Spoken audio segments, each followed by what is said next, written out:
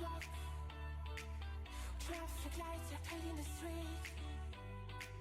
It's too early in the morning to talk. Silence is nice to me. Fast cars are passing by as I'm decided to move. We have been down and up high. I've got nothing left to lose. When you look at me, seeking for the answer, falling on your knees, I just surrender.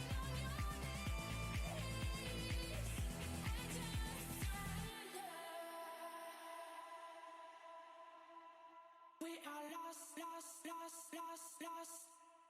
We are lost, lost, lost, lost, lost, lost. We are lost, lost, lost, lost, lost. We are lost, lost, lost, lost, lost, lost. We are lost, lost, lost, lost, lost.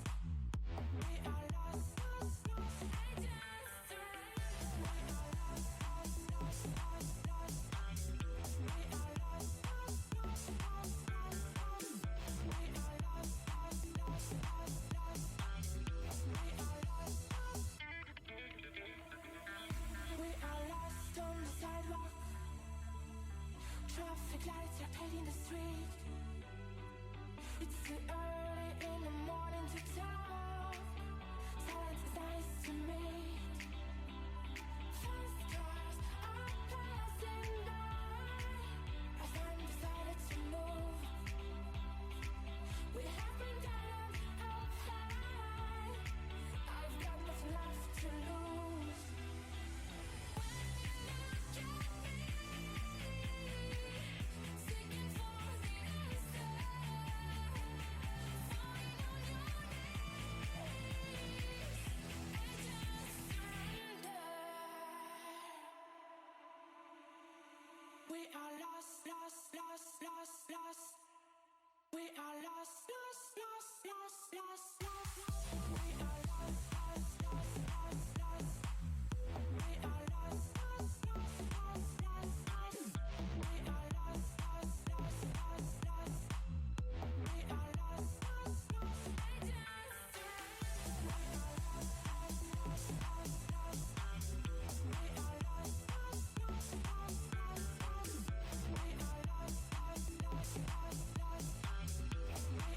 lost. I just surrender. We are lost, lost, lost, lost, lost. We are lost, lost, lost, lost, lost, lost. We are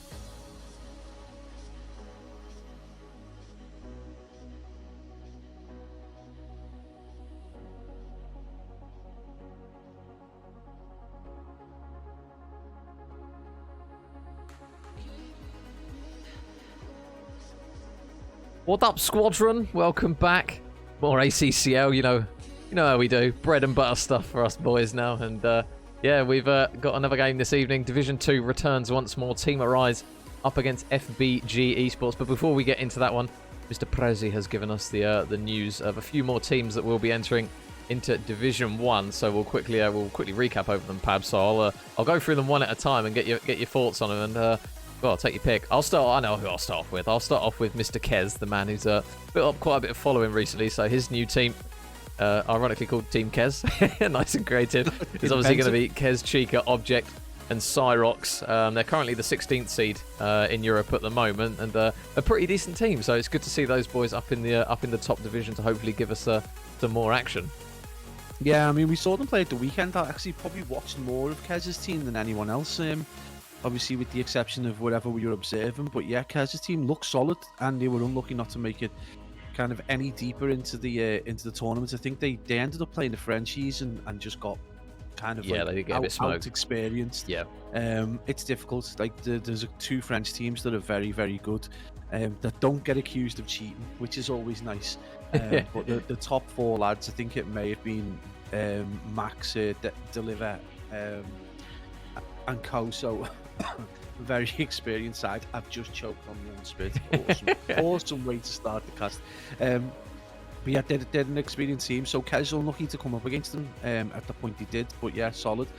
But yeah, I again, we were just having a conversation. You know, this Super League is shaping up to be, you know, basically it's the who's who of the top 30 teams in Europe. So it's going to be really, really good, and we've got some obviously very high tier teams in there as well. Yeah, and so obviously that's one of the three. Oh man, who do I pick next? Right, we'll go with Mr. Team Crookie, because it's got one of my favourite Call of Duty players of all time, Mr. Higgly Piggly. I've got to love that man. He's so nice, is Higgy. So yeah, that's Crookie, Higgy, Decimator, Mr. Joel, and KZ on that one. I think it's K's, but we'll go with that. Yeah, so they're currently ranked 22nd seed. Crookie and K's got top 32 in Champs on Cold War, and then Mr. Joel Decimate was actually competing in LCQs last year. Very, very good player for anyone who has played with him. I was playing some mates with him at the end of Cold War. He has no comms in passionate eights. We're all there calling out, and he's still finishing top of the leaderboard with the rest of us. Always the passion way, to the max. So yeah, another team of 4 that are looking very good this year. They've placed pretty well and pretty consistently over the cups, if I remember correctly. Those boys there. So another team to keep an eye out on. I think they'll do very well this year. And then team number 3 is players that I think everyone knows a little bit about, with a combination of trolls and egos. Looking at you, Dave, if you're here. And yeah, so that roster is the new Iniquity Esports one, which is obviously Mr. Ben Wilson, the man of many Rocket League talents, if you don't know. JMW, Mr. Walls, Zachary, and Dave EU. So that is a very cracked roster. We saw Dave actually sneak into JMW's team towards the end of last year. Obviously, they've now parted ways. So Jack and Dave obviously used to playing with each other, and now they're with Zachary and Ben. So in terms of a big brain roster, this is definitely one of them, because they've got a lot of experience in that team, and they can go a far way, them 4, I think, if they turn up on their day. Yeah, I think a little bit of practice and get that chemistry right. And obviously you've got JMW is definitely like one of the better players to cast over. He's always very thoughtful when he plays in terms of how he approaches the game. Yeah. And obviously we saw Dave from that when he picked him up with the squad with JT, and that he's just unreal. He's just such a, as a pickup he was solid, and then obviously he's only going to get better if he's got a more coherent side and he's got a bit of time. Oddly enough, I don't think I've ever cast over Ben Wilson. Really? No, I think I've casted Ben once, because he was on the Clarity Red team right at the beginning when I first started casting, and they got through to the final. So I'm sure JMW brings that up with him all the time. But yeah, Ben's obviously in-game knowledge, and especially spawns. I know he gets memed for it a little bit, but the boy knows his shit on COD.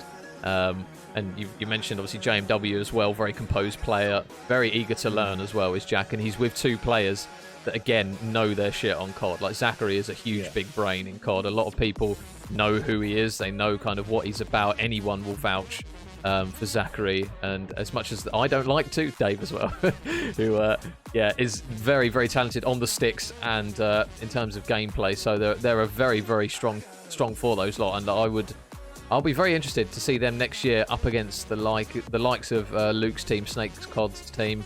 Obviously the other teams that have been announced as well. They're one that I'm definitely going to keep an eye on, is this 4, because we haven't really seen much of them since they've obviously got together. They've been scrimming and doing other bits. And the last cup I don't think was a great result for them. I think they got top 64. I know they got a really hard draw in that one. But I expect big things from that roster. No pressure. And it does look like Team Crookie has been picked up by Mistaken Esports, so they're okay. flying the flag of Mistaken Esports now. Right. So, news just in from Prezi, he is the arbiter of all things new and newsworthy. So yeah, looks like they're going to be flying the flag of Mistaken. So it's 3 more teams to add to an already impressive pile of teams that are kind of littered throughout those top 30 placements in the EU.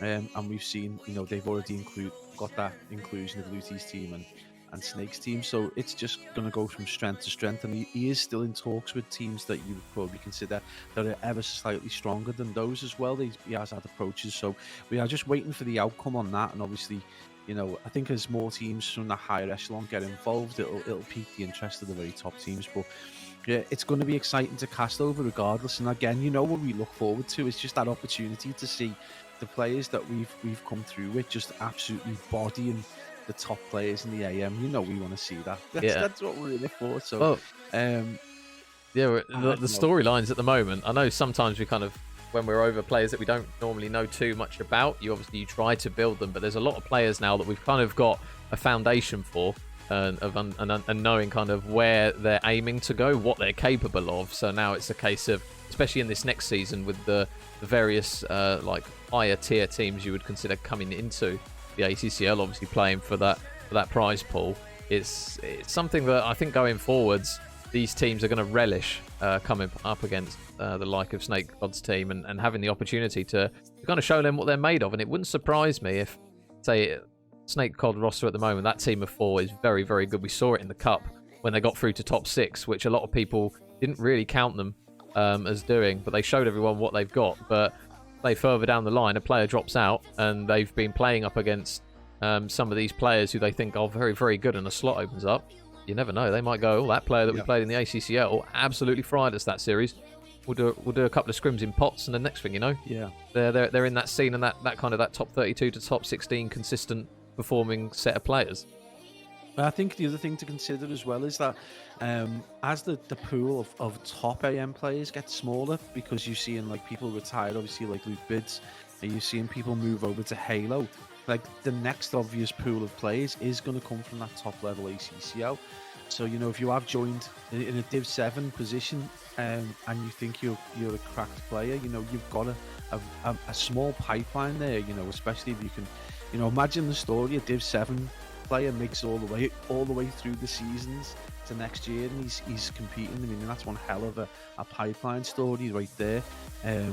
But I mean, it's an opportunity, and that's one thing that's been missing, is that kind of very obvious.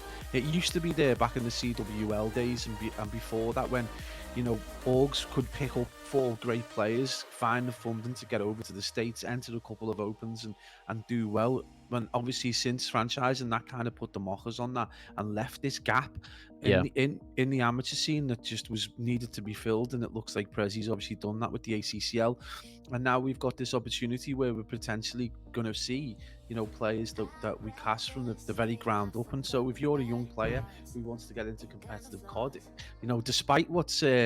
despite how the game is at the minute and the problems it's got and the problems outside of kind of in development and all those other issues, in terms of the community in the UK, it seems better than ever in that sense. That you can't go left or right for the amount of tournaments or leagues that you can enter. So, and the thing was as well, like a while ago, you would say kind of a lot of these players, when they crossed paths, it was more kind of hostile. But then when you had the likes of the ACCL and CCL and MCA come through, obviously then people started doing 8s. Like, it was how I started talking to all the likes of Kez, Higgy, Alfie, everyone pretty much. Obviously I speak to them via DMs, but when you play in game with them as well, you kind of build that relationship. And I think that's why we're starting to see a lot of crossover from a lot of these teams picking players that they've... Community, the community is definitely built in a lot of these Discord servers and on Twitter as a result of the leagues that we've got. Yeah, and we've got the likes of Lewis Page and Skittles who police it and kick out all the players that you don't want in there, so it's all good. So yeah, no, it's a community, and that is the other thing as well, is that, and the other thing I would suggest as well is that prior to the kind of success of the ACCL and the CCCLs, how many C's was that? The CCL. Before that, the big issue was you would just never get any interaction. How would a young player get any interaction with the top end of the Call of Duty scene in the EU? There just would be no chance outside of a few comments on a Twitch channel. But now there's like an opportunity. We have opens that aside from that, the ACCL have got these leagues, and I know for a fact Prezzi loves the cups where they open like the FA Cup kind of vibe that's open to everyone to play, that they just get drawn. I guarantee at some point these teams that are in the Super League, he will persuade them to play in a kind of FA Cup style tournament where they'll come up against these kids who are playing in the Div 7 and whatever, and it'll be a great deal of fun for them and a great experience for them. Yeah. So coming away from that, Mr. Paz, back onto the game, because we are lobbying up and I think we will be getting started into map number 1. So Team Arise versus FBG. We know the boys of FBG pretty well. I think the last time we casted them, they didn't win the series, if I'm not mistaken. I'll consult my book of many games. Homeless? Yes, I think it was. It was on your stream, wasn't it, that one? Possibly, yeah. Yeah, and they dropped that one. I think it was 3-0. Was it 3-0 in the end? Something tells me 3-1. 3-1. Yeah, because I think it went to another hard I point, think they didn't won it? that too. I think they won the S&D, didn't they? Yeah, so I think, yeah, either 3-1 or 3-0. So obviously, this is now an opportunity for them to come back against the boys of Team Arise. For anyone who doesn't know, I will just consult the roster to make sure that I don't get the names wrong and make them absolutely fuming. But it's, yeah, it's going to be, so it's James, Ezro, Jay Coates, and Totes. So I don't think, personally, I've casted these lot. I don't know if you have. Never, not cast one of these players, I don't think. Yeah, so again, this is... Coates rings a bell, maybe, I don't know. Yeah, No, Jay maybe. Coates' name rings a bell. For me, I don't know about the other lads unless they've had name changes. Because this is Argentine defender for Liverpool about 10 years ago was called Coates. That might be it. wasn't that Quates? Oh no, I'm thinking of the he was the Uruguayan centre off. Yeah, Sebastian Quates. Yeah, there's a throwback. Oh no, Elida's wanting one of these. 1 second. So we'll have a one of those and then a Sue. Thank you very much, buddy, for redeeming the points. But yeah, we've got a bit of a blank canvas for these one, Pabs. So it's going to be interesting to see how they match up against each other on map 1, which is going to be everyone's favourite. If I was Kavuto. going into a game, I don't think if I was fresh to Call of Duty or fresh to the season, I don't want to come up against 39.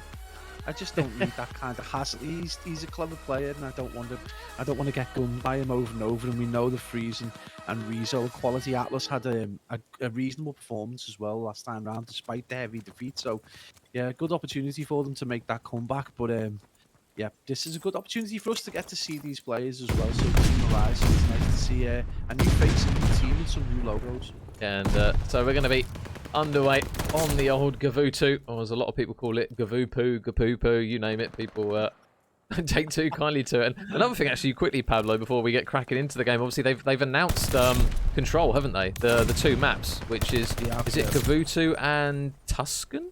Yeah, Gavutu and Tuscan is Control, but I think players are already saying they just won't play them. They're claiming Yeah. it's still unplayable, and that there's no point, and they're not going to even scrim them. They will just refuse to play them. Yeah, I mean we can delve into that probably in between the maps. Actually, we'll probably have a word on that one. But now FBG up against Team Arise here. So as mentioned, these Team Arise lads we don't have a huge amount of knowledge on, but they've done a good job at least in the early stages to get a bit of time. Friezo is looking for another kill. Nope, going to get shut down straight away by James. He's going to get a couple of kills, so no streaks. Obviously, the importance on this isn't quite as big as we're used to seeing, Pabs, with the now pretty much immortal flak jacket since the buff, but it's still an important factor nonetheless, and at least trying to get that man over towards the next hill, and it was a big kill there from Freeze to stop that from happening. Yeah, James, absolutely. You know, regardless of the fact that it might be nerfed or it might be now kind of pointless against Flak Jacket, you still do need to kind of put some pressure onto that troop carrier, and a glide is obviously the way, especially if you can get a quick enough trade afterwards, if you can just get in and get the kill. But right now, you know, FBG just rotating well, rotating cleverly, and rotating at the right time, more importantly. Again, slaying across the 2 teams looks pretty even. I think that's probably why the 2 teams are fairly close. Atlas, though, does seem to be feeling himself a little bit, doing well inside the lower boat area, and now he's over to troop carrier. So a big moment for the boys from Team Arise, who've got to do the job of getting this kill in the more conventional way. Yeah, and it looks as though Jay Coates is going to try and work his way around the back. They've still got to get Rez out of this position because he's just blocking the spawns for the time being, but they do manage to get the kill, and now Totes is going to look to try and push his way up potentially. You can see the man in Freeze just waiting around the corner any second, surely. We're going to have an engagement. Totes shot in the back. They are going to make some trades, and they do manage to grab a couple of kills, and Coates gets 5 in a row, does get the glide bomb, and now this is a good opportunity to hold a decent amount of time here as Team Arise look to try and reduce that deficit down just a little bit further. And FBG, how many more shots are they going to have at this one? Totes is going to cut down 1. James just doing what he needs to do, just keeping his head down. Atlas is going to actually work his way up a little bit, but the boys of Team Arise say absolutely not and force FBG on the rotation. Yeah, 39 a little slow getting the gun up there, but he does get taken down, and that's been a nice break, and not just a nice break, but a really nice hold. We often say that if you're not able to get that, at least maintain the contest, but they do a better job than that and get a hell of a lot of time and now take the lead. And again, you would suggest that they've got the firepower, they've got the gun skill to potentially take this hill as well. It's just whether they've got the now. So you can see number 439 using their big brains to make sure they don't push too far across beach, because we know the spawns can flip once you get across, and that is potentially going to be the case, as it does look like they've passed that medium point, but still a lot of work to do. And Freeze with some big kills, but there's still good opportunity for the team in red to take this hill. Yeah, now 2 out the back.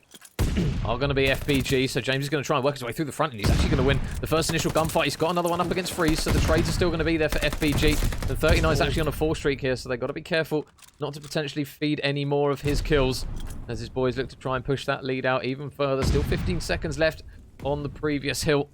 How much time can they potentially get out of it? It looks as though everyone on the side of Team Arise are just going to shut up shop and leave that one. Rotate for New, and they've got a good position here, but big kill there from Totes to rip 39 straight off of his streak, so nothing comes through there. And now it's just a case, Pablo, of the boys of Team Arise getting set up and showing a huge amount of time for this, because, I mean, the amount of aggression they're showing, they're quite pushed up on the map.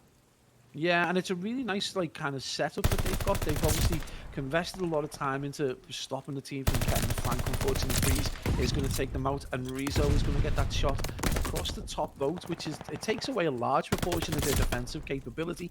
Atlas comes through the back, and at the minute this looks like it's going to be a collapse unless James can do something quite amazing. Unfortunately not. So a really good break by FBG, who did feel a bit under pressure coming out of that at the end of this first rotation. And this P5 is going to be massive for them, especially if they can get a smooth rotation. And you can already see Freeze looking and think about P1 as the TK goes in from James. Again, this is a wild hill at times, and obviously when you've got the team spawning out the back as well as a team pushing from the front who are already on the hill, it does lend itself to heavy trades. So right now both teams doing really, really well, still even across the board in terms of kills. He was still seeing kind of very reasonable scores. No one really getting to grips with this game just yet, but you would fear that the FBG Esports have got a couple of glides in the back pocket. That might change things. Oh, I beg Freeze gets a kill quickly, so we have 11 on absolutely everything. Oh, no, Rez is going to ruin it. Okay, never mind. And, I didn't want to cut you off there, Paz, but Mr. Prezi gifting subs out. Mr. Tree Cod and Jacko grabbing subs. Thank you very much, Prezi. What an absolute man. And can we get some love in the chat for Mr. Tree Cod being back? He's been away. He's back on the grind. You love to see it. So, yeah, good to have you back, mate. And yeah, the boys of Team Arise at the moment, they're looking pretty solid. It has shifted a little bit back in their favour from that previous hill. They're back on P1. Totes and J Coach are going to be soaking up some time. And Ezro, got to be careful though, because there are a few blue arrows surrounding him, but manages to get the 4th kill. Can he manage to potentially get the 5th? You can see 39 is just waiting up above him. See if he can manage to grab that all-important 5th kill. Is he going to just shoulder this? Oh, never mind. His teammate actually grabs the kill. Can he get it? No. Ooh. Big kill there from Rez to shut him off of streaks. And it looks as though he's going to be the lone soldier over towards the new hill. And the boys looking to try and cut him down. Team Arise getting some more kills. And Totes is now on a 4 streak himself. So it's been a couple of missed opportunities for Team Arise to get streaks. But likewise, FBG, Pablo, we've seen a lot of players getting close to streaks and not being able to round them out. But Totes is going to at least show the boys how it's done and at least secure one of them. Yeah, it's been a bit back and forth. No one really getting to grips with the game whatsoever. Not really a dominant performance so far. It's been, saying that James goes 18 and 14 and does go the kill leader in the game. But again, yeah, these 5 streaks proven difficult to come by. Obviously, this is kind of a small map geographically, so it is difficult to try and maintain and play your life. But again, it just looked like FPG kind of gave up on that P1 at the start of the second rotation and just dedicated their entire time to holding this P2. But again, it's gone back and forth. They have done a decent job, but it's left themselves reasonably vulnerable going into this P3. So big kills needed from Rizzo here. He has got the AR out, and you know, if you're going to rely on someone with that quick shot, it is going to be Rizzo, and I think he's going to get pushed, and this is going to be a big kill. And Team Arise just playing really, really good Call of Duty so far, and going toe to toe with these very experienced players. Yeah, and all Totes. Big important kill there for the boys of Team Arise. FBG still spawning out the back, and just quickly a shout out to Swift and Disable for the follows. Thank you very much, guys. So now streaks are coming through. I believe it's Totes using the glide bomb. He's going to look to try and land one player, but never mind. His J Coates little strafing run is going to manage to grab a kill itself. So now Team Arise with 30 seconds left on this hill. If they can defend it from this side, this is going to be some really big time here in the grander scheme of things. James just watching the cross Atlas just run straight into the bullets. Not really much he can do about that one. And it looks as though, fingers crossed, this Edzer guy is going to politely piss off and realise that we are in the middle of a game. Yeah, he is going to go. So big shout. Thank you very much, mate, for dipping if you are in the stream. That is much appreciated. It makes life a hell of a lot easier for us. It's so often that happens. It's so frustrating. But again, you did talk about the glitch to the day where it does kind of put you in there. But yeah, big moment for number 3 there. Rizzo doing really, really well. He was kind of going towards that P4 spawn. Like, really early and just maintaining the position, and that's allowed FBG Esports to spawn over there. But they really didn't do a good job of holding this last time, so big moment for them now. And number one, Freeze's really got to make sure he does stay alive. And case of the commentator, Major, he gets absolutely bodied by Ezro, and this is going to be a good opportunity for the boys from Team Arise to even further extend their quite slender lead. Yeah, so now the flood is starting to come through. Freeze, though, big kill in the back. He's going to at least maybe grab a couple more here, and they're all going to line up for him as he manages to take down 3, and 39 still alive on the hill. This is huge time here if he can stay alive here. 39 takes down 1, looks to try and finesse the second. Oh, the reach and out. the boys of FBG just absolutely ripping away the scrap time from Team Arise, so that is going to put them just ever so slightly in the lead. But now, can Rez make the play? He's on the flank again, and not quite able to grab the second kill on that occasion. So Team Arise will have the rotation. But FBG, Pablo, we've seen what they can do in phases, and it looks as though Team Arise will get some decent time on this hill. And FBG, they've got to show it again here, because they've got to be careful. Only 40 seconds remaining. Unless Team Arise manage to blunder this one, they're going to take this map potentially off this hill.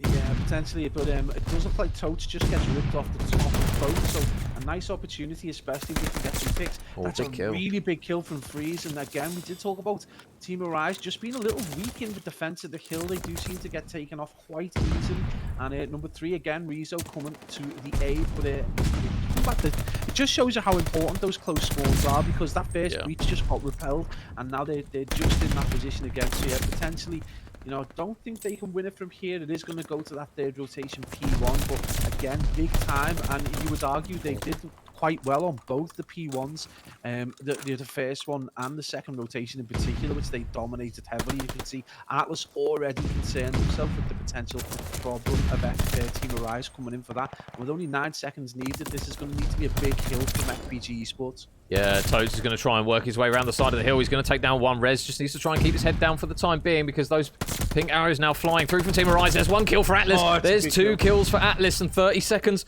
remaining for the boys of FBG to take this one. But now Toads on the flank. He's going to grab a kill. He's going to fly around the corner onto Atlas. Can he get the second kill? Yes, he can. But there's still a man left up, and with 8 seconds left, I think Team Arise, with the help of Toads, have managed to see out map number 1. Those FBG arrows, are they even going to get onto the contest in time? No, they're not. Team Arise going to take map number 1, and a solid good map there from both teams, Pablo, pretty close towards the end.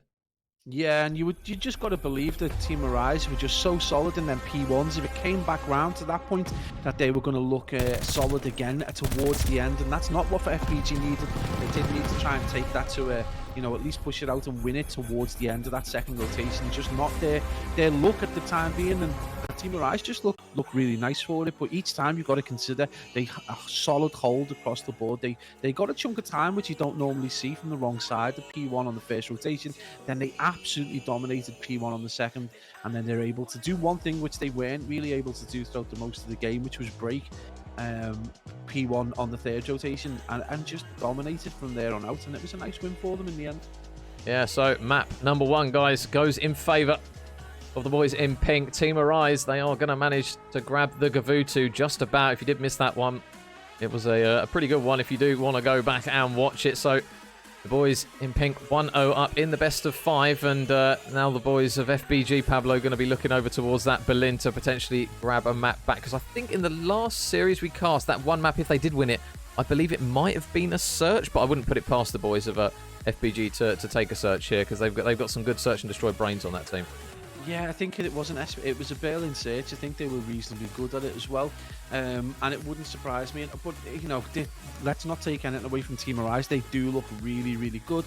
They rotated effectively. They just, you know, were a little weak in their initial defense of that first attack when it came to defending their hills that they did get set up for, which made the game look a lot closer than it was. The slaying looking very even across the board, so yeah, I would expect this not to be a blowout. This will probably be a closely fought S&D.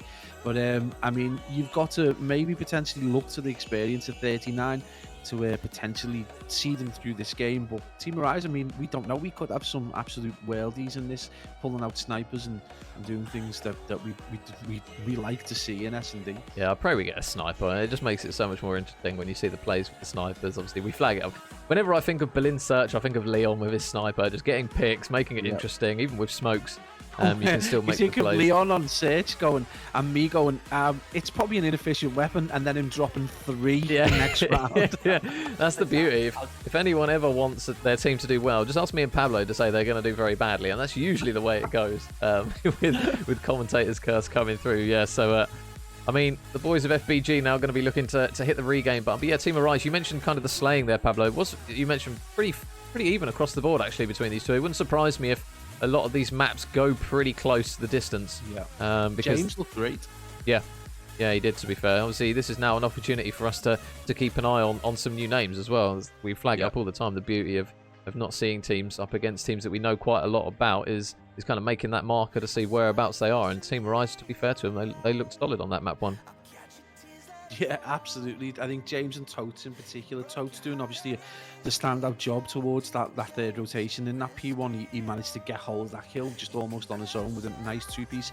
And then we were talking about the player not really getting to grips with the game itself in terms of not dominating, but James just seemed to take over towards the end. He ended up getting a few kills and ended up hitting that 20 mark in terms of kills, towards the end, which no one else was reasonably close to. So yeah, it does look like they've got a handful of very tidy players, and as a unit they worked really well. We saw some great pushes, particularly over to P4, where they broke the hill twice, but they did get re-broken by FBG. But again, it's just nice to see these teams evenly matched, providing us with some quality Call of Duty.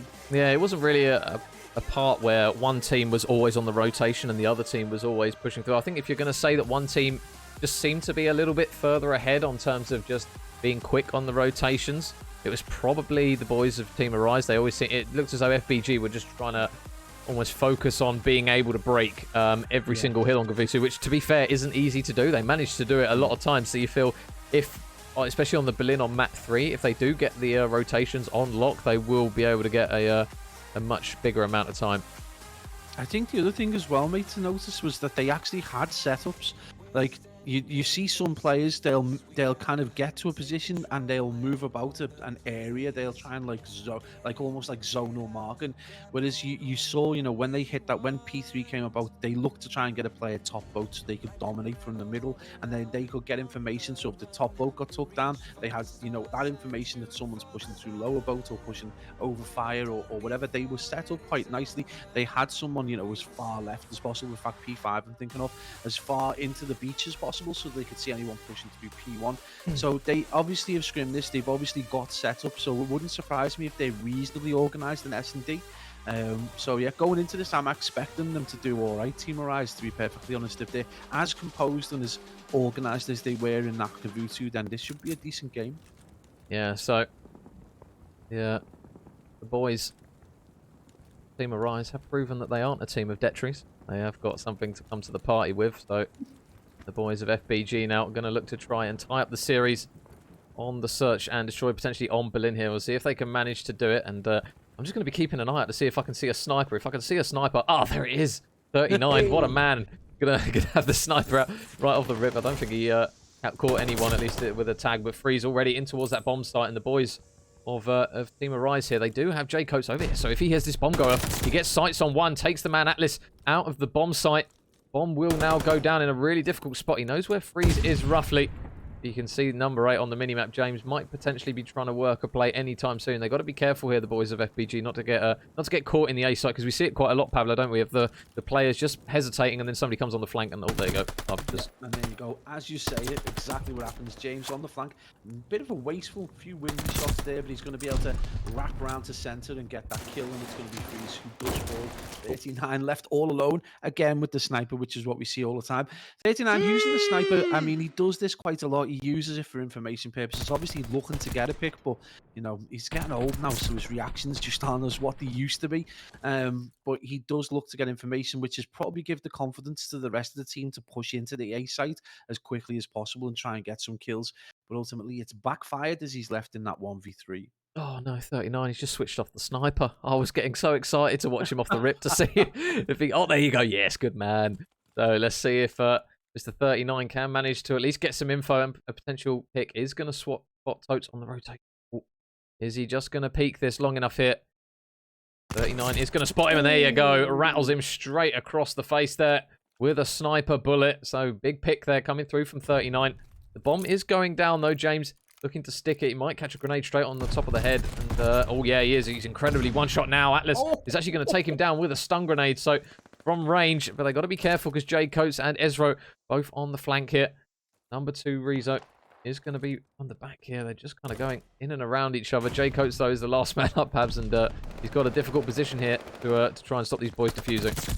Yeah, the 1v3 Vanguard's just not going to work. It's very, very rare that you see that kind of clutch coming through, which makes Denz's 1v4 just highlights just how impressive that really was, despite how little enthusiasm Ton gave it. But yeah, an absolute performance from Denzer over the weekend, and shows you how difficult it is when you're in this situation. And information's easy to come by. You can get a number of angles, and obviously FBG had the site reasonably well covered. So now the boys of FBG, or quite a lot of guys in the chat, Mr. Hands as well, well-respected player, and he's saying Ariza, one of the best search teams, not going to lie. So we'll keep an eye on them. FBG with a very good round, though, off that one. And again, we're going to see 39 just waiting. They are going to just smoke across this time. And he will get some info that the players have crossed, but now they've got to be careful because Team Arise have actually got a couple of players over towards the B site as well. So I don't know if FBG are going to really anticipate the amount of support that they've got over towards this side of the map.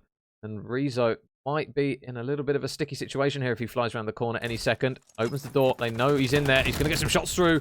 Going to be careful. James needs to keep his head down. He does have some help coming through from Ezro, but Atlas is going to grab one. Ezro's going to grab one as well. So now 1 versus 1 inside the site, and we've got to be careful not to get his ankles broken here, Ezro. They're still going round around the corner, and Atlas, with another big kill, manages to clear out the site. Yeah, absolutely crazy plays there. Don't think he was quick enough in for the trade, and that cost his team. But Twitch right at the back, Coates. Sorry, Twitch. Where am I going? Coates and Totes trying to bring this back, and it's going to be Atlas in a 1v2. Team Arise doing a good job to bring this back around, largely thanks to Coates. And Totes is going to be on the other side. So a little pinch coming in from the Oates brothers. But Atlas, if there is one player you would suggest has got those capabilities, it is going to be the new boy in the FBG Esports lineup. So big moment for him. Again, it just shows you how difficult it is in these clutch situations in this very, very tight bomb site. Yeah, and I was hoping that you were going to say Coates and Totes chilling by the boats, but it wasn't meant to be. So the round is going to end. Team Arise, they are going to manage to take another round, 2-1 up, looking pretty solid, getting a little bit of momentum going in the search and destroy. So now with that 1 round advantage, and they're going to be back on the defensive side, unless I'm tripping. No, they're on the offensive. I'm tripping. Never mind. So they've got an opportunity now, Pabs, to have another solid attacking round. Atlas was obviously just playing for the streaks. He's won off the glide bomb, so a smarter play on the side of FBG, just dropping the round and potentially having a glide bomb still on the cards here.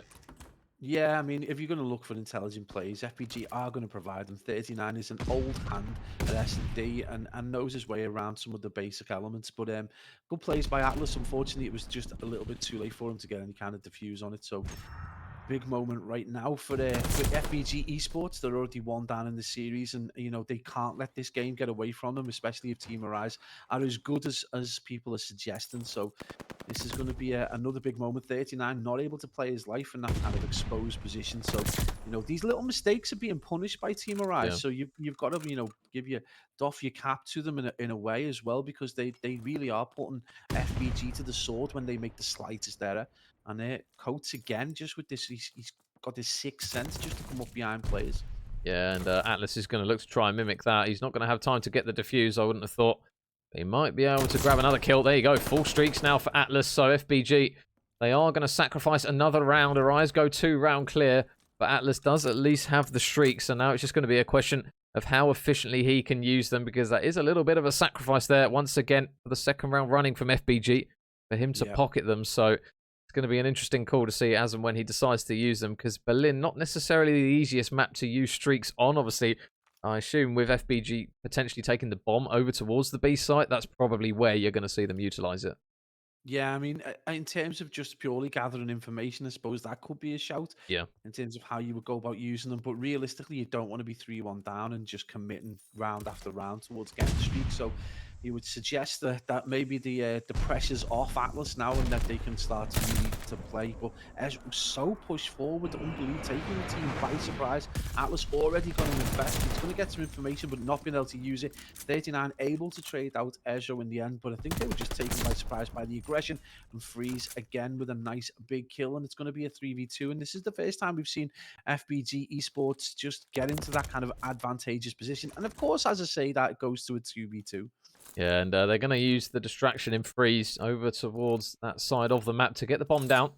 So FBG, that bomb has now been planted, and it's going to be down to Jay Coates and James as the duo to try and grab some kills and rock that defuse. So the boys of FBG are just going to lock up shop here inside the B site, a tactic that either goes very, very well or very, very badly. So we'll see how this one unfolds. Jay Coates out through the door. Never mind. They managed to make it work. I eat my words. And FBG get an important round on the board to make it 3-2.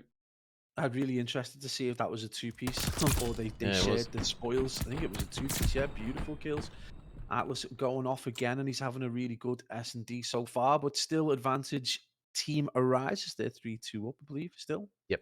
I'm not tuned. I am not eating my words. Atlas 8-1 on an 8 streak right now. So absolutely, you know, carrying FBG Sports, keeping them within a round. So big moment for them as well. And again, you would suggest, you know, once they get deeper into the rounds, it's potentially the momentum will swing back towards FBG.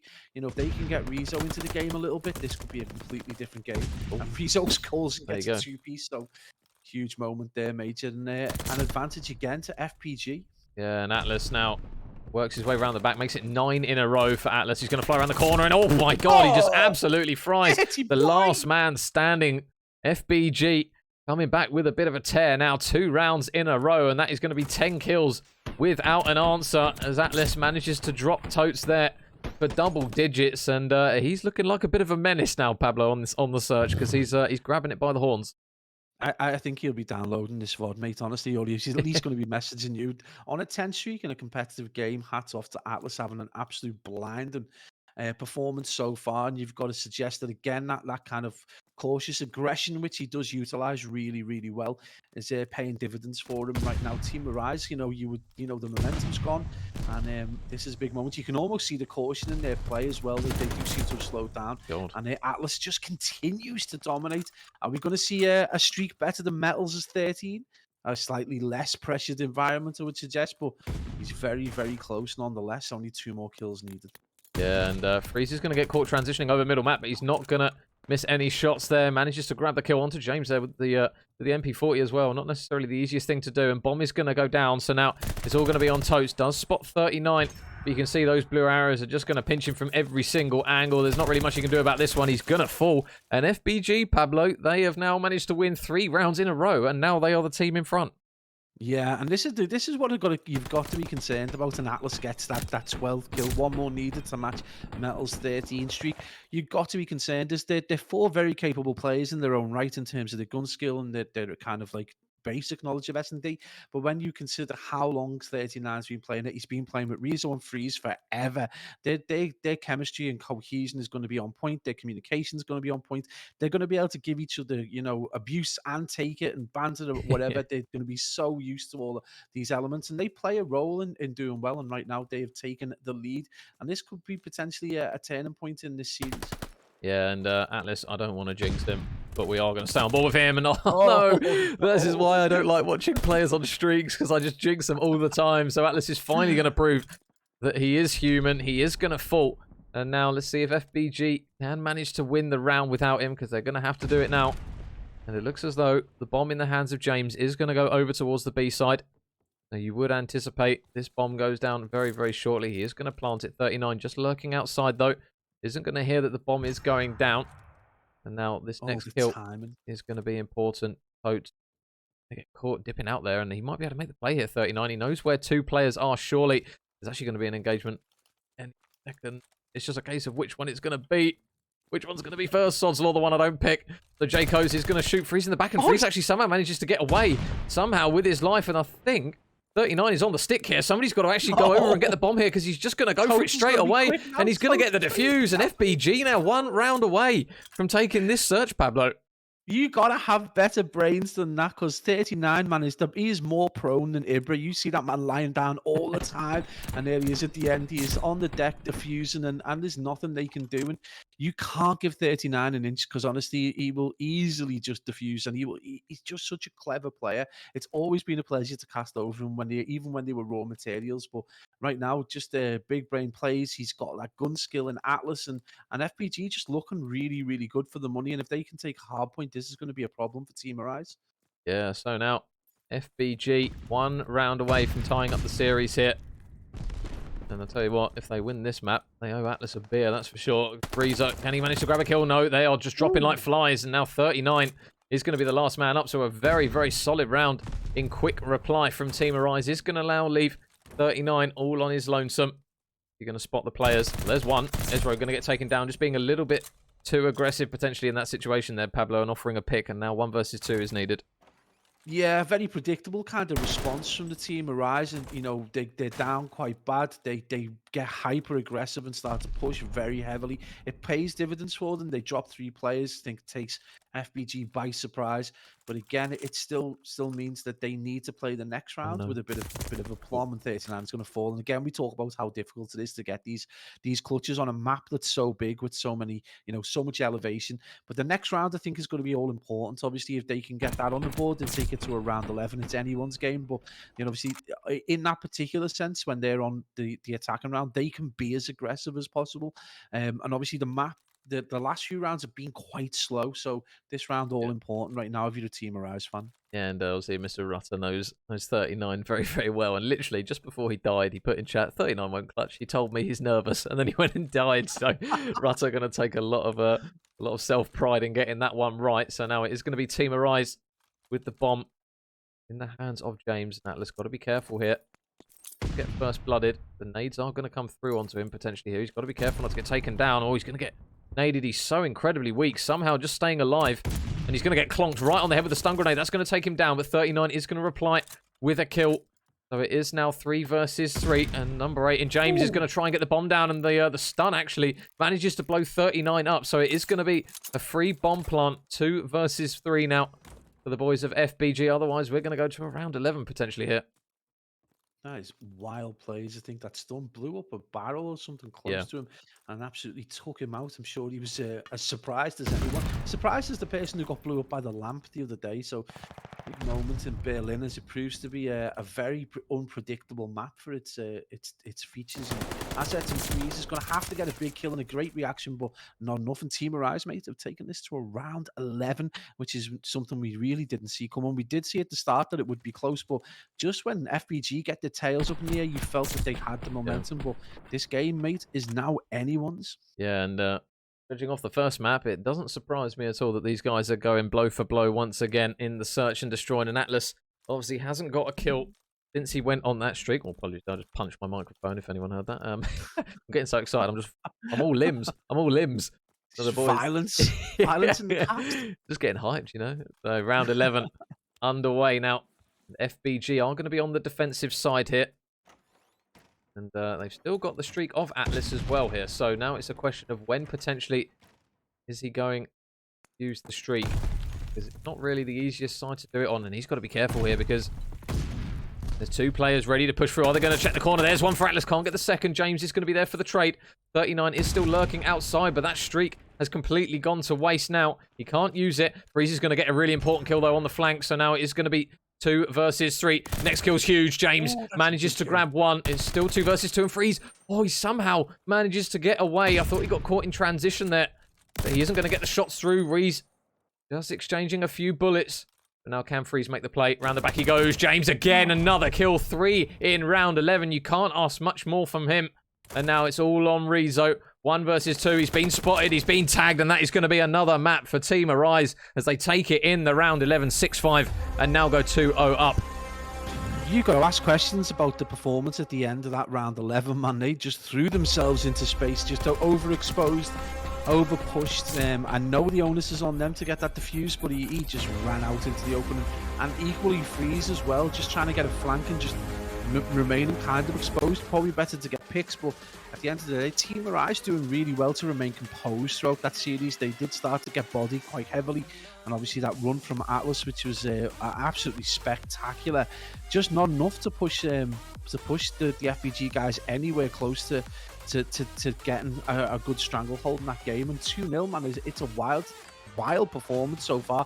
FBG definitely performing well enough to take a map, but you're going to argue going into a Berlin hardpoint, this again could be anyone's, and it wouldn't surprise me if it's another 250 to 220 or thereabouts kind of game. Yeah, so the way these two teams are going at the moment, it is looking like it is going to go potentially the distance on score, if not maps here. So Berlin hardpoint is going to be our next map, and it's an opportunity now for the FBG lads to try and hit that regain button, try and potentially work a reverse sweep here, Pablo, because that's what they're going to need. They can't drop any more, otherwise Team Arise, to be fair, if it is a 3-0, you would argue potentially the first two maps could have gone either way, but if they come away with a 3-0, you can't really complain for the boys of Team Arise, because they're looking decent. Absolutely. At the end of the day, a little bit of discipline goes a long way, and they've shown that time and time again. You know, despite a couple of weaknesses on Gavutu, they played to the strengths. They maintained really well across the beginning of the rotations, and to take that, and then you just got to look at that composure. You know, they were 3-0 up or 3-1 up. They go back to 5-3, and then they're able to win 3 rounds on the bounce, which is just really impressive. And just, you know, it really tells a tale about these 4 lads having good discipline, good composure, and a good mid-series regain, which is something you don't see very often. So it wouldn't surprise me if they were able to see this Berlin out. But again, you know, we know FBG have got the quality. We know that they can turn things around, and this is going to require a big mid-series regain from the boys from FBG. Yeah, and I think this is now the map where if FBG don't come out and position themselves on rotations on hills, I think they're going to struggle against Team Arise, because we saw it on the Gavutu. They were very quick to rotate onto hills. They usually made the decision to say, right, okay, we'll scrap the time, we'll rotate. But another thing as well for Team Arise in the hard points is they're not afraid to push out hills. We saw it on the Gavutu. When they got set up, they weren't like sat back as we see a lot of teams do in the hard point. They were positioned quite far out. They're not afraid to push out the spawns and maybe play for trades, play for picks, and obviously make FBG work even harder just to even get close to the hill. Yeah, it's a really interesting tactic. It requires a good deal of balance and understanding how the spawns work, because obviously if you push, you can be too far pushed out and then inadvertently trigger the spawns behind you. But they did that really well. Obviously Gavutu's got kind of a nice, you know, demarcation zone in the boat, so you can just perch someone there, they can get dropped, and they're going to spawn towards the back of P5 or P3 depending. And it was nice to see them pushed out quite far. It's one of the, you know, when I did actually play competitively and did actually play like with a team, I would argue that, you know, you would have a man in the hill and then push the rest of your team out to get information, to get kills, and potentially as well that they're able to respawn even despite the spawn pause in time to be able to repel that same team moving onto them. So I mean, there's a good argument for it. And again, they didn't do an amazing job of holding once they did get breached, but it was just enough to get them over the line. And then S&D just good composure. Obviously they had 2 rounds where they were super aggressive that they won, and at both times they took FBG by surprise. So yeah, a really nice mixture of plan Bs as well. So appeared to have like a good mix of composed, cautious S&D play, mixed it up with some hyper aggressive plays and caught them out by surprise. And that ultimately is what led to the end of the streak as well.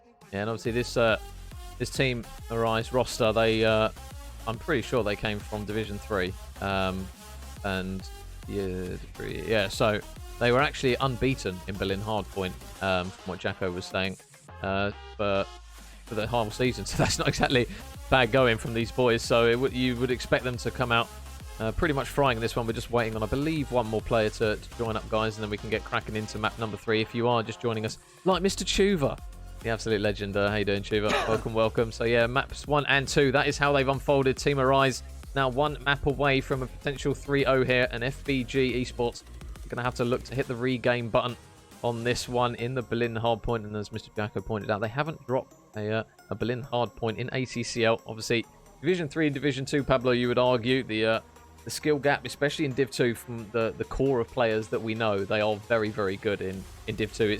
It feels like every division, to be fair, is pretty stacked in ACCL, probably even as far as down as 5. There's names in there that you recognise and you think they're pretty decent players. So there's a lot of competition. Africanos in Division 7. What's going on there, man? Yeah, I don't know how he's managed that one. I don't know how he's managed that How is one. he getting away with that? He must be dropping nukes every game. But yeah, no offense to the Div 7 guys, but yeah, Africano definitely shouldn't be in Div 7. But yeah, I mean, obviously, you know, I think what you're going to find is that in terms of individual players, you're going to see very good players littered throughout the whole league. You know, you're going to see really players that could, you know, drop hundreds on pubs right the way from Division 7 and up. But it just comes down to that transition into team performance and understanding the fundamentals of the game, which is a completely different kettle of fish. And you would argue that Division 3 and Division 2 would probably be especially the top end of Division 3 would be reasonably close to any of the teams in Division 2. So it doesn't surprise me Team Arise doing so well. If Jacko's saying they were unbeaten on Berlin Hardpoint, then they're probably, you know, it's early days. This is only the second season. It would probably mean that they are a Div 2 team then, if they're dominating that heavily in such a popular map. They're probably a Division 2 side. So it's not that surprising that they're dominating FBG, but I mean, it's been close, but they've just done everything right so far. Yeah, and mention all the kind of players that we see across the board now, and that's the thing as well. When the players start to improve and they put the reps in through the league, that's when you see the teams and that really start to develop and put time in. That those are usually the ones that pay off. And I think as well, I think it's Prima Esport. I think they came from Div 3 and they looked very solid because they put the RAF lads to bed in the bracket fairly comfortably. Obviously, RAF were a little bit weak there, but I know how good those lads are. Obviously, not at full strength, but Prima, to be fair, they pretty much brushed them to the side. So if Team Arise were the ones that came out on top of that entire playoff bracket, which I think they might have been, and I think it was them who won the entire playoff bracket, because I think a couple of teams go up. It's not just the team who wins it. But yeah, if they've managed to work all their way through and come out on top of that, then they're going to be a team to mess with. We're just waiting on the boys of, I think it's Team Arise. Yeah, one of the lads had to reset their PC. So we'll talk about Control, Pablo. We've got a bit of a break to mention it. So it's been announced that we've got the 2 Control maps. As I smack my microphone again, I'm not used to having it on the stand. We've had the 2 maps now, Gavutu and Tuscan, but whether or not the guys actually play it is probably a little bit less of the possibility, because of the fact that we know, I think it's still a bit broken, isn't it, from what people are saying on Twitter and stuff. Yeah, I've seen a couple of comments on Twitter saying that they're probably not going to scrim it. It does seem like the spawn's still kind of not working correctly, that it's still possible to dominate quite heavily depending on where you start and how you play the game. So probably not balanced, and then obviously it's coming in.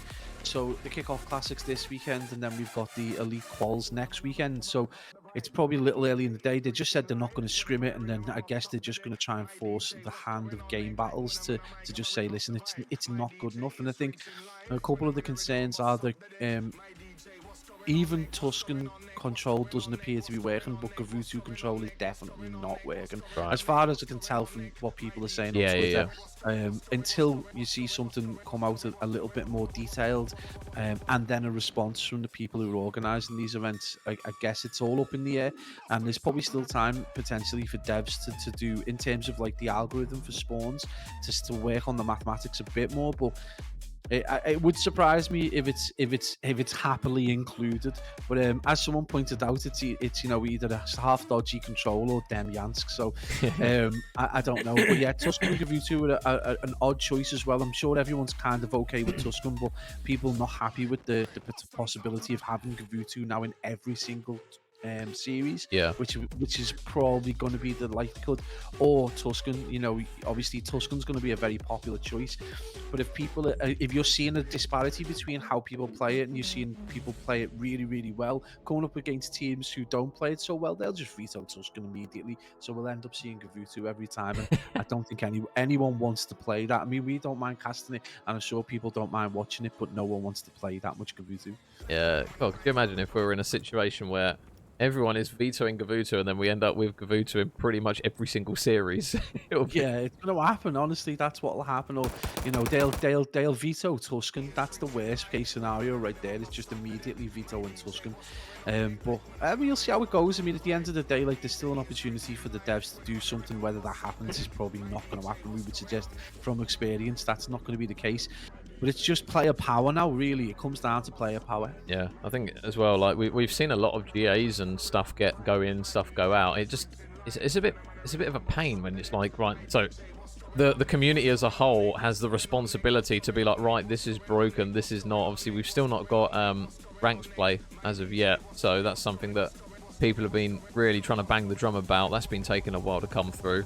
I think it's February. I think they might have announced the date for it when they expect it. But I mean, my God, if there's a broken control in there, people are going to stay well away from that, because it's just going to be an absolute mess if it's not working properly when they release it. Well, when you consider that most people are staying away from pubs because it's broken, and most players who would like, I mean, I've seen top level players, they're passing off the camo grind to they're paying other people to do it, because pubs is no fun. It is actually a grind for a lot of people now, and even going in just to play casually, you can only do it for so long. After a couple of hours, it just starts to drain. You start to see the algorithm for the map choices just change towards sub pens and Numa all the time, so you end up backing out of games all the time. It's just it's in a bit of a state at the minute, obviously. Yeah, so guys, map number 3 is now underway here in Division 2. Obviously, with the new season kicking off, this is a group game, so plenty more opportunities for either side. Whoever doesn't come out on top of this one to try and hit the regain button into the future series to reach those infamous playoff games. But Berlin now is going to be the map for map 3 here. Team Arise now 1 away from taking the series and already getting a little bit mixy in P1. And it's a weird hill, P1, Pablo. It feels like some teams do really well defending from that side over towards fire, and other people do really well in breaking through the front. So it's one where you get quite a mixed bag of possibilities of which team is going to do well and which team isn't. Yeah, I think this obviously P1 lends itself to players with great reaction time who predict really, really well. Obviously, and have a good understanding of where the opposition are going to come from, and a lot of that is down to experience and married with a little bit of luck. So P1 is just an oddball, and we expect that happens all the time with every P1, I would suggest. Maybe Gavutu P1 as the outlier, maybe, but yeah, this is a classic, and it's all about this control and rotation going round to this P2, which I know it's the same for every hardpoint game, but very much so in this case, because there obviously is a bit of separation between these two, but you have this kind of back and forth between these two hills in particular. It doesn't start to settle down until we get that foot race to P3. Yeah, so the boys of Team Arise going to punch their way through now in towards the hill. But now can the pinch come through? Potentially Atlas. Man, we saw go absolutely huge on the search and destroy. Going to look towards him in the respawn here. 39's going to fall. Atlas will as well. And Totes locked out the back. It will still be Freeze just playing the corner, playing his life. But Ezro very quickly and sharply gets him out of that position. So now the boys in pink looking to try and work some more time on the hill. Atlas is going to be there on his lonesome for the time being. And he will get taken down. But now Pablo, it's a case of just rotate towards the next hill. They've got a couple of players here, Team Arise, but now they need the all-important kills. Yeah, and this is going to come down now, the first team to really settle into getting into the positions that they've practiced and scrims to control this, and Ezro doing a great job so far. He's broke really nicely 2 kills. He's got important kills. He does finally fall to Rizzo, and this is the first time we've seen a more settled approach from the team. But this is what we expect to see from this kill. P3 always just the separator from the first 2 quite crazy hills. So big moment right now. Atlas goes off and starts to bring back the S&D form that we saw him kind of pull off earlier on. But right now this is a big moment, as we do see kind of a bit of daylight between the 2 teams. We're starting to see Team Arise just put 30 seconds between themselves, and obviously Ezro has absolutely gone off. He's on a 2KD right at the minute, and he's just being that annoying player in and around the hill, just getting kills on those players trying to break in. And Atlas trying to replicate the same kind of performance, and it's going to be another big fight. Ezro again just seems unstoppable. He is going to be finally taken down by Freeze. But mate, that is a great, we talk about this kill to time ratio in terms of, you know, how effective you are about grabbing time with the lesser amount of kills, and right now Team Arise doing an absolutely wonderful job of it. Yeah, so now they're going to have to look to... Oh, not quite sure what happened to James. I think he walked on some fire and just died. No coal walking for him anytime soon. James is going to fall. 39 and Atlas get some important kills. Ezro is just looking to try and potentially work a pick. You can see Freeze in that position that we tend to see a lot of players do. Laying prone just underneath the stairs, and he's not actually going to get spotted, and a full clean wipe there from FBG Esports now gives them an opportunity to reduce that lead, which Team Arise have so very well built out. As you can see, Ezro really doing well at the moment. Not a huge amount of hill time, but he's getting the all-important kills when they need him to. But now they're going to have to need some more from him very, very shortly. They've still got Freeze on the hill, and he should get taken down very quickly, and he does. So Atlas still lurking nearby, going to take down one. Atlas with two players churning them straight through, so they won't get any more scrap time for the boys of Team Arise, and the rotation over towards New is going to be a bit of a messy one, as expected, Pablo, with this P5. Yeah, and you just see the boys from Team Arise just kind of maintain that strong hold at the back end of this hill so that they've got the spawns for next.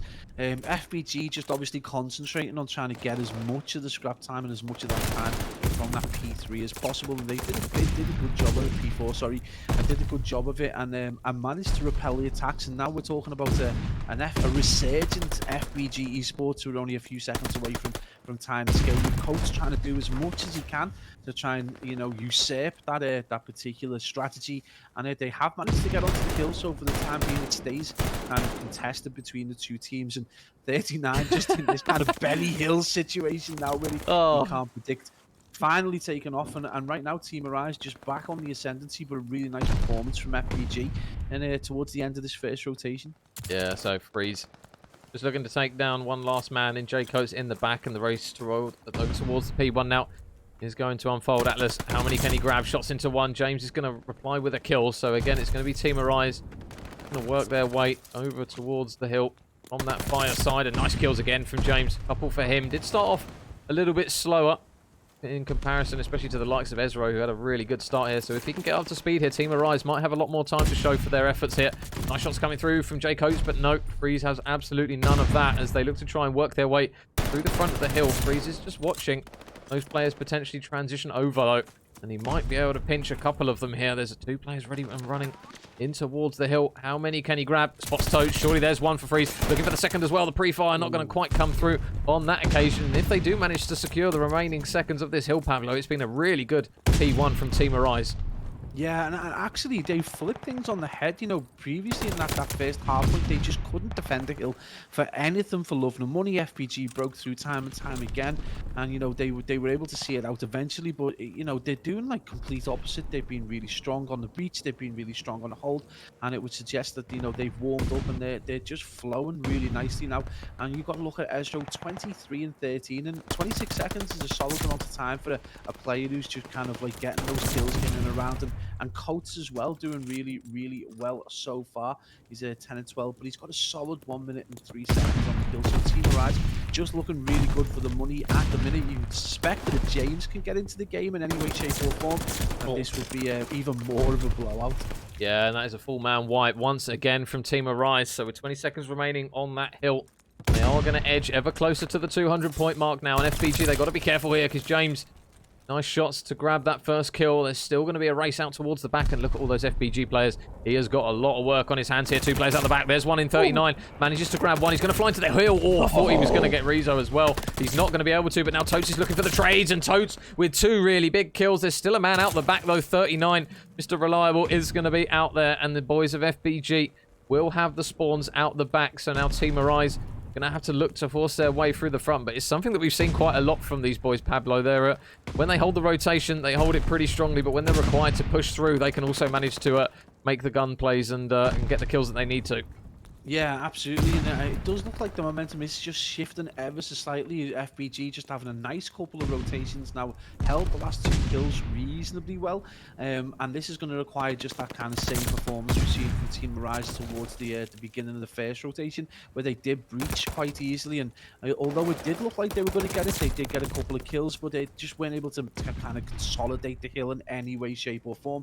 And FBG have done a great job of just mixing it up, and they're back within 40 seconds from what was an 80-second blowout. And with only 8 seconds remaining on this hill, this is going to come down to this huge fight over towards this very open, you know, train side hill. Yeah, and Atlas up through the top he goes, gets one. Totes, though, is out the back still, able to stay alive, and there's still a few players working their way in. He's going to be one of them, and there's still going to be Totes out the back. He's just not moving. He's staying on the heady, playing it slowly, but playing it smart as well. It looks as though 39 is going to try and maybe take him out of this anchor point out the back, but no, Toad still stays alive. He's been a real thorn in the side of FBG here, and the nades now coming through from Atlas as he grabs one kill. He's looking for another as well, but no, the kill feed lights up pink once more. Toads is still here. He is still alive, and another big kill comes through for Team Arise as they look to try and push this lead out and potentially round out this map and this series. Now 39 with 2 kills. They can't win off the hill, Pablo, but they can get mighty close, and Toads, to be fair, has been absolutely monumental on this hill as he's now got, I was going to say 5 in a row, but not on that occasion. And the thing you've got to consider as well is that Totes did all that work and Team Arise just weren't able to get any real time on the hill. It remained kind of uncontested for large proportions of that. It just shows how difficult that can be given the wrong circumstances, where you have your opposition team spawning out relatively closely. They're able to just constantly kind of spawn in and push into the hill, and it makes it really difficult to try and get bodies or feet onto the hill. So, you know, despite all that effort, the game's still about, you know, 40, 60 second difference. So one good solid kill from FBG Esports could potentially see this game tied up. I wouldn't suggest it would be this middle hill. Again, they're probably going to need to maintain some kind of contest, because this is obviously a problem. 30 seconds needed, but they've done enough now. They've brought it back, and again, they can't. Team Arise can't win off this hill. So again, FBG giving themselves one more opportunity where they're able to potentially bring this back. So Berlin not done and dusted just yet, and you can already see the emphasis right now is being on stopping Team Arise from getting any spawns across to the front. And you can see number 8 there. It is going to be 39. Big brain stopping that push all the way down that kind of left-hand side train. And J-Coach just leaking or milking. I was going to say a few more seconds of time, but now they've got to be careful because James is working the flank here. Freeze has got a big moment coming up here. Oh, I think James has spotted him, surely. Surely going to spot him. Yep, so now the spawn's coming through from the side of P3, and now can they manage to make the play? James with more shots coming through. Atlas just trying to keep his head down, waiting for reinforcements. Rizzo in mid-map. That's a really big kill to at least stop anyone from potentially pinching. But now FBG, they've got to try and work their way in. That's a really big kill from Freeze. The trades need to come through now. Can they manage to do it? They managed to take down one. Totes is still lurking, though, and he gets another big kill. Rizzo there for the trade, though, as it starts to get a little bit messy. And the boys of FBG, they're going to invest the glide bomb, which 39 managed to get on the P5, so they're throwing quite a lot at this hill, but the all-important kills are coming through potentially here. Ezro on the flank manages to grab one. They look to try and rotate over towards the new hill as well. Early as J-Coats manages to grab a kill. They can't win off the hill. They've got to be careful not to overcommit to this one, because FBG, they have got a lot of players over towards new, but can Ezra go huge? No, only able to take down one. Totes out the back now. He's going to have to wait for the players to come through. Totes with one. Nice shots. Looks on to Atlas as well. Can't quite grab the kill, but FBG, they're inside the hill, so Team Arise have got to go quickly here, because FBG are racking up a lot of time. Atlas going to get traded out, though, and now FBG have got to be running over towards the hill. All the players inside. Number 1 Coast is just soaking up the time. Everyone on the side of FBG is trying to touch the hill, and with 3 seconds left, 39 has to go huge. Manages to take down one. It's going to get messy, though. Can they fly through? Or they just stay alive. They just stay alive at FBG. They are somehow coming back into this one, and James has now got to be the man to make the play. Can they pinch this quickly? 1 second remaining. The contest comes through. They can't get it done. And FBG, oh my God, Pablo, how have they come through with that one? That is absolute composure. That is consistency. That's discipline. That's everything you could want from a team. 39 whipping his team like jockeys at the Grand National into that hill. And, you know, we talk about, you know, how you hold the hill, and it's about reading those entries, reading the windows, knowing where the players are going to push through and getting those kills. But more than anything else, just being reactive to that situation. You know, they were so close on that P1 on the 3rd rotation, and then they had the good sense to commit heavily towards P2. Totes had taken up a great position. You thought that they were going to get it. Totes gets absolutely bodied after dropping 2 players or 1 player and nearly dropping another. And then the hill is absolute mayhem. And mate, we go to a map 4. What a performance by FBG, and finally shown, you know, proving the Div 2 credentials against the Rising Stars from the Division 3. Oh, bloody hell. Come up for air. What a map that was. So 250 to 248 FBG Esports. They rip the record out of Team Arise. They have now dropped to Berlin hardpoint, and they are now going to have to try and get it done in 4, potentially 5 now. And on the back of that one, Pabs, if you're in FBG's Discord, I'm telling you what, I would love to have been the fly on the wall in that one, because I'm sure the vibes are now well and truly high after that one. Yeah, and you've got to think, Tuscan Hardpoint, FBG, they're going to have good experience on it. They're going to know the ins and outs of it. And I just think a resurgent team like that, they could potentially be on for the reverse, and we could be seeing an absolutely monumental performance out of 39. Rolling back the years, Major. Raw materials days on their way. Looking to, I wouldn't surprise me if they sub someone in. At all, but yeah, no, it's a wild performance right now. Wild performance. You look at those first three maps: 252, 23, 6-5, and 252, 48. These guys are going. They are going toe to toe with each other at the moment. So again, it would not shock me in the slightest if on this Tuscan hardpoint it goes right down to the wire. And Tuscan, it's one that we've had some really big moments on, Pablo, especially over towards that P2 on the third rotation where it usually ends. If it goes down to the wire, it wouldn't surprise me at all if we see another one like that. Man, P2 Tuscan is 3D chess or 4D chess or something. It's wild. It's different levels, it's different entries, it's different exits. But we're going to see what these two teams are made of now as we do rock in, or we rock out. Never mind. It's me and you again. God bless the Vanguard lobbies. Yeah, unfortunately, we are going to have that one chalked and wait for the next one. But yeah, FBG, they're going to look to a Tuscan hardpoint to secure map 4. So, I mean, what would you say in terms of what they did differently in comparison to that map 1 that they managed to just edge that one? Do you think there was just kind of the small moments maybe on the knife edge just managed to tilt it in their favor? Because they did, especially towards the end, they just won the big gunfights that they needed to. It's a weird one because that map 1, you would argue Team Arise just did not hold any of the hills effectively, but then we're able to see it out towards the end because the P1 and P2 were so strong. And then you go into this hard point where they dominate early doors. They get like an 80-second lead, and then just from, I don't know, just sheer will and determination, the boys from FBG just kind of claw back 40 seconds here and there. And the next thing you know, it's a 30-20 second game. And then as we approach the end of that second rotation, the beginning, the third rotation, just from nowhere, their shots were just superbly accurate. They just winning gunfights, getting 2 pieces, getting 3 pieces. But more than anything else, when they were barging into the hill, they were just looking at the right corner, getting the right kill. And when they were finally in the hill, they were just reading the game really, really well. And everything that the boys from Team Arise tried just got combated and battered back at them. And you've got to suggest that in the end, 39 with the kind of life-saving jump from balcony into the hill with only a few seconds remaining, gets the kills, and then the support from his team. And it was just a really good team performance. But you've got to maybe look to the captain and in-game leader for the motivation and the inspiration there. And Mr. Atlas, the man currently on the sticks, thank you very much for the follow, brother. So now those boys... Hell of a streak. Yeah, not bad search and destroy by any means. I'll tell you what, if he managed to keep that going, they probably would have taken map 2, to be fair. I think it was only because he kind of fell off a little bit towards the end that the boys of Team Arise managed to see it out. So, I mean, if it goes game 5, Pablo, with the way that Team Arise, we've been told, are good at search, but then again, we were told they didn't drop a bill in, and FBG, to be fair to them, they managed to rock the boat a little bit and take that one off of them. So, in terms of predictions, it's not an easy one, this series, by any means. No, I mean, I honestly, having not seen Team Arise play Tuscan, it's obviously a very different map. One thing you would suggest is that all the kills do count, whereas you can stat pad a little bit in Berlin by getting those transitional ones. So a lot more effective if you're a big slayer. So we expect to see the likes of obviously James and Totes, who've been playing quite well, to be more effective in this. And again, on the other side of things, Atlas and Rezo and Freeze, you would suggest their kind of ability is going to come to the fore now as well.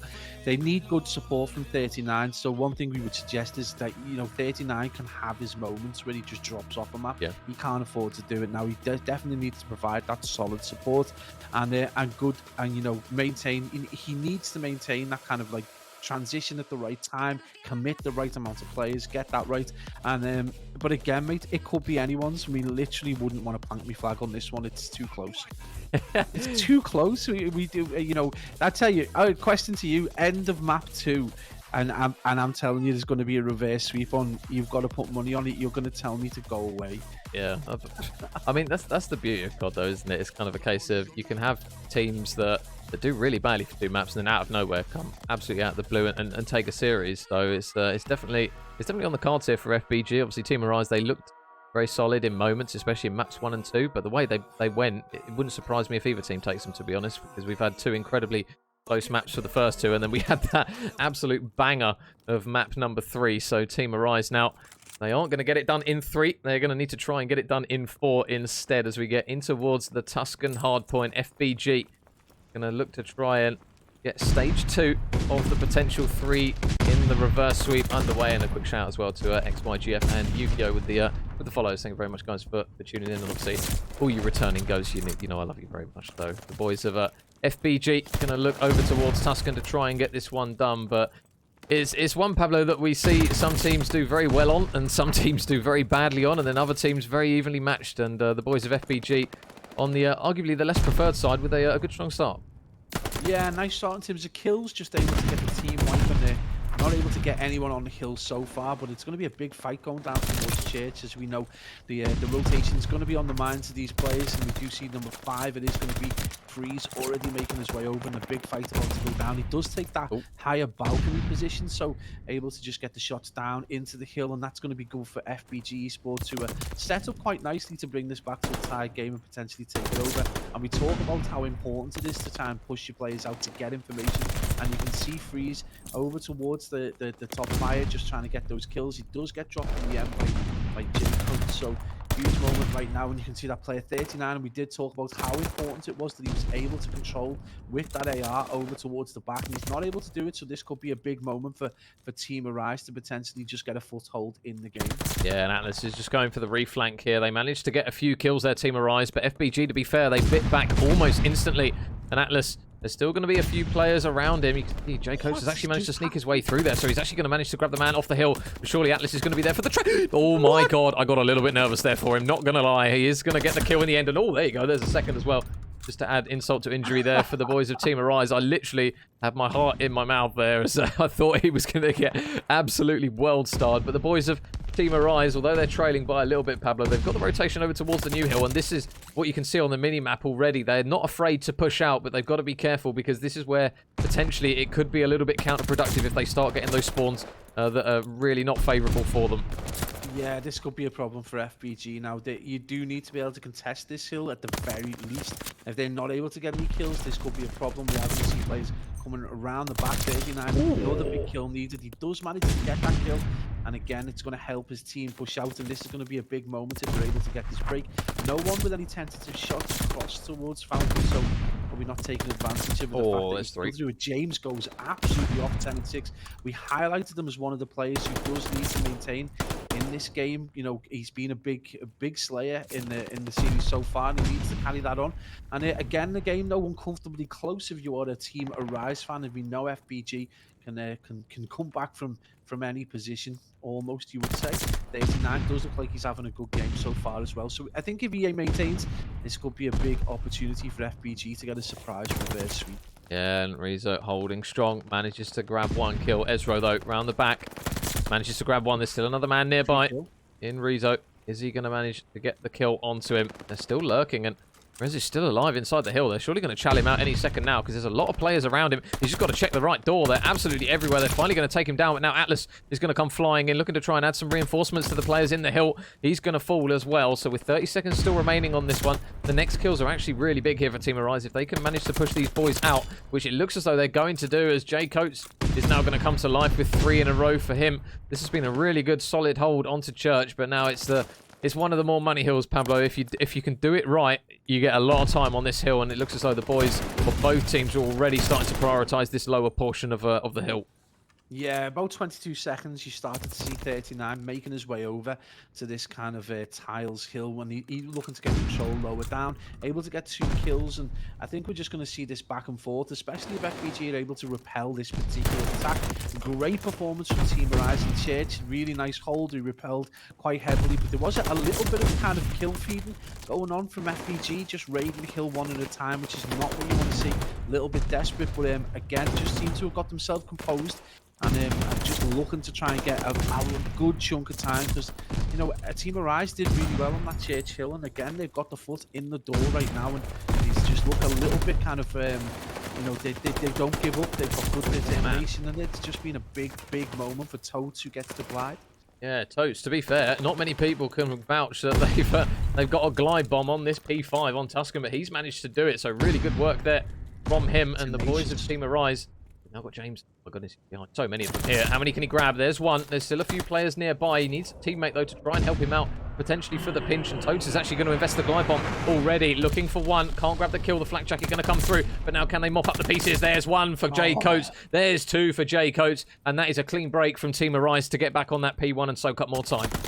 Man, Coates and Totes are on the 7 streak, and if only Totes does fall, so it's going to be a nice set of picks for FBG Esports, who are now trailing by a round and about 54 seconds.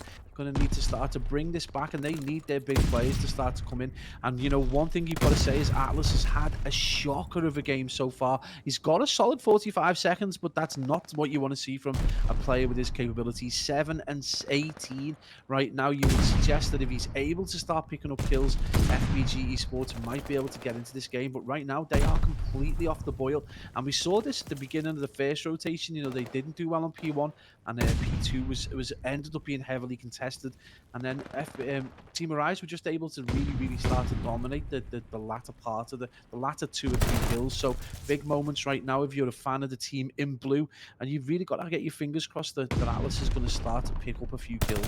Yeah, these next kills are going to be really important for FBG if they allow the boys of Team Arise to work their way through the back. It's deja vu here. 39, the last time we saw him here, he had the pistol out, and 2 players pinched him, and that's exactly what Team Arise have just done so well in this hard point. They just work so well as a unit. They push things in pairs, and it is paying off for them dividends here. Totes, another kill coming through for him. Looking for the second onto Atlas, and there's another one for him. Jay Coates is now on a 5 streak here, and it's getting really dangerous for FBG. They are just getting slain out left, right, and center. The combined streak now currently sitting at 10 for Team Arise. They are putting FBG to the sword in this hard point, Pablo, and they really need a regain here, FBG, and it needs to be quick.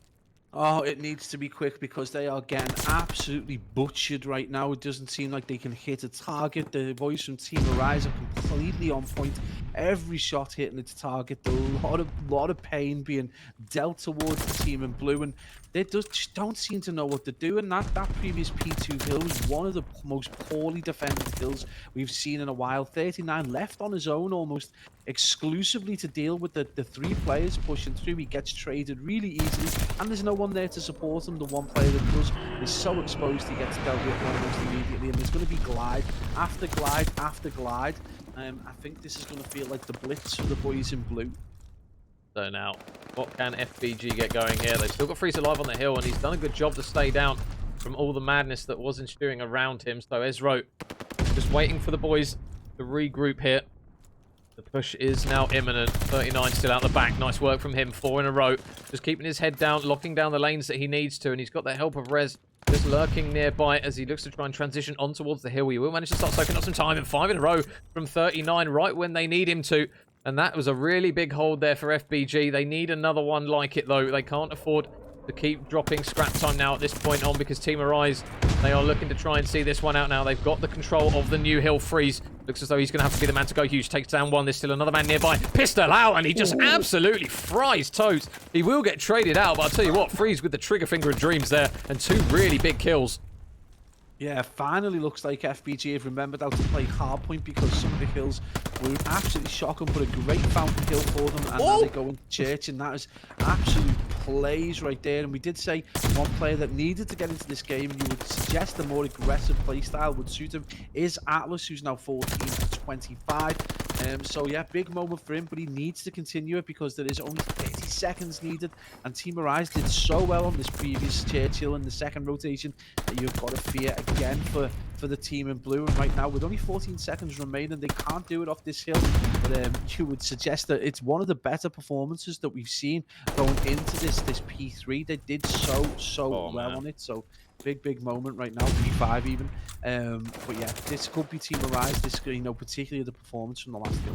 Yeah, 8 seconds remaining. Somebody's got to touch the hill here. Jay Coates is just looking to throw everything at this streak out the front. The contest comes through. Can they get the kills? Rez with 1. Atlas with the second. They're looking for more, and Totes is going to cut down more here. We had a really good hill before. FBG, they stay alive though, but now is this the final push? Oh my goodness, they're still staying alive. 39 is doing just about enough to hold down the front of the fort. Look on the mini-map. J Coates is going all the way round the back, and with 4 seconds remaining, they might try and pinch this right at the end here of this hill. Atlas is actually going to get a team kill onto his teammate, and now J Coates, can he make the strike? 1 kill comes through. Ezro takes down 1. Friezo still holding on. Nades are coming through, but now it's all on Freeze. Surely he can do his best to stay alive here, because those players are going to come around any second. The reinforcements are here. Freeze is just doing a really good job here to stay alive. They have milked this hill for every single second of it, FBG. They've got to be careful, though, because the rotation is going to come through any single second, and there's a really big gunfight on the rotation, but I don't think it's even going to matter because J Coates is on the hill. He gets the final kills, and Team Arise, they managed to get it done in 4 maps, Pablo. 250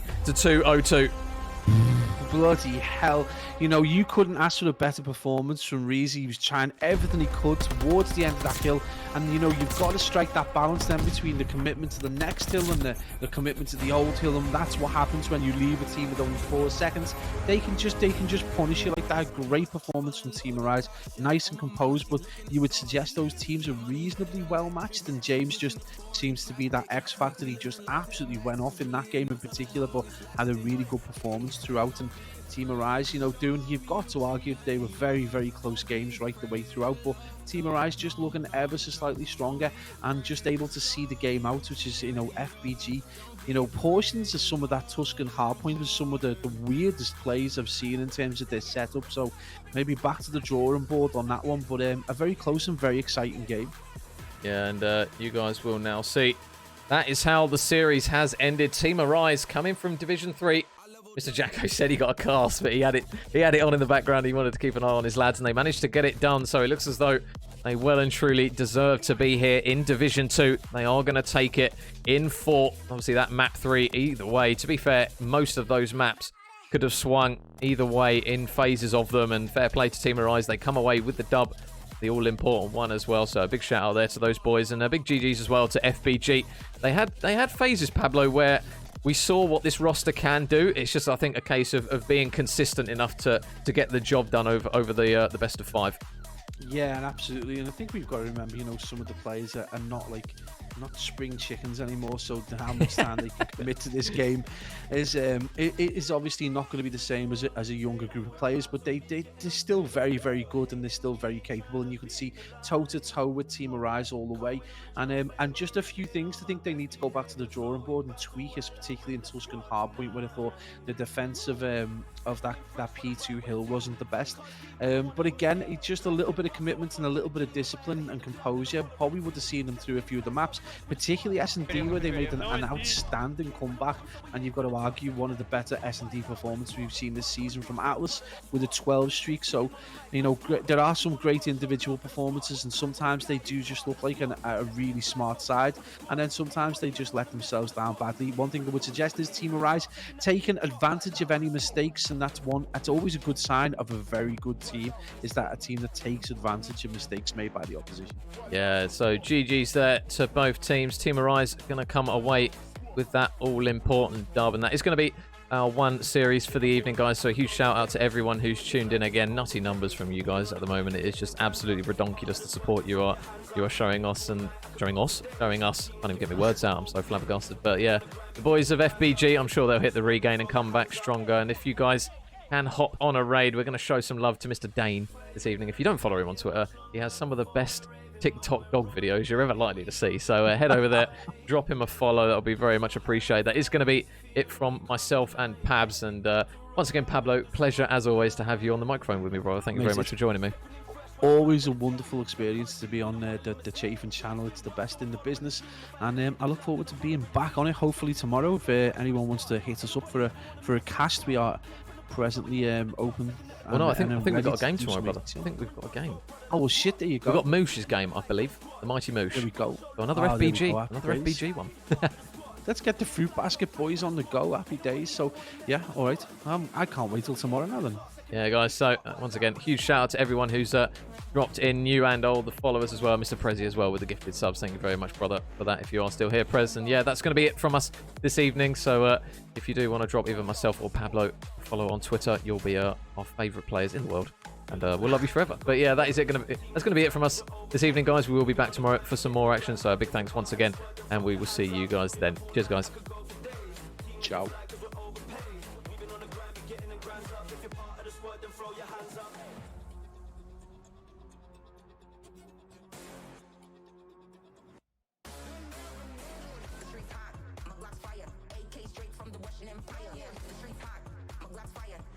Straight from the Western Empire. Left, right, marching on your block. Drop the top.